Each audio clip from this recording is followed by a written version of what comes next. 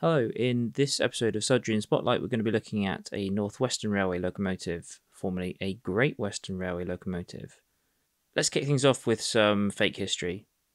The legendary GWR 5700 class needs no introduction, but how one of these useful locomotives ended up in the Northwest requires a bit of explanation. In 1929, the GWR was building hundreds of pannier tanks. In fact, it was building more than it needed at the time due to changes in traffic demands, and numbers 6700 to 6749 were put into storage.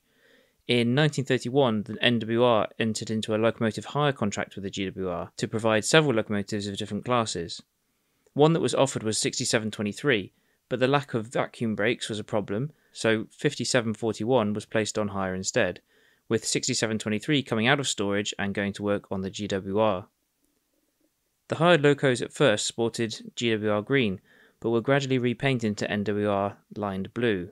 In 1937, the GWR offered to sell some of the locos then on hire, and the NWR accepted, 308 officially entering NWR stock in May of that year. 308 gained the name William Montagu in the tradition of naming locomotives after important figures in Sudrian history.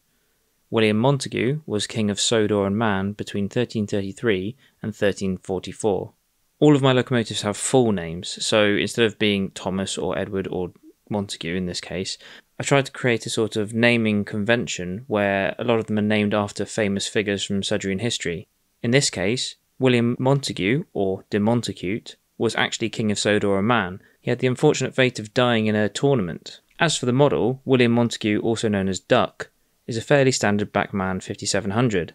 These locomotives are fairly easy to come by, especially when you buy just the body, because so many people use the chassis for donors for other projects that you can pick up a body quite cheaply. I bought this one for about £10. The chassis that Duck sits on is from a London Transport version of the Backman pannier.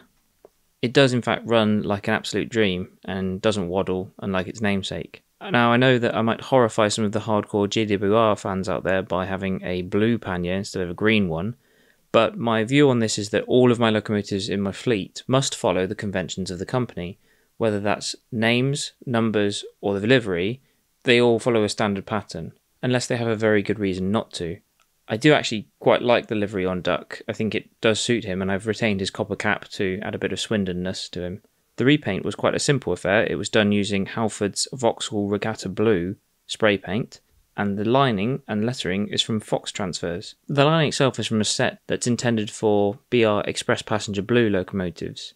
You get a set full of corners and straight pieces, and you make it up piece by piece. I think that on one side of Duck alone there were over 21 individual pieces of lining. The lettering is gold and is in the Gill Sans font.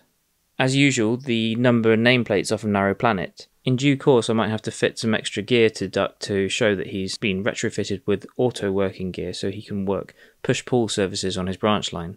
The livery he wears depicts him between 1937 and about 1959. Even though he isn't green, I do really love the way Duck turned out, and I hope you enjoy it too. If you'd like to see more of these videos, then please do let me know.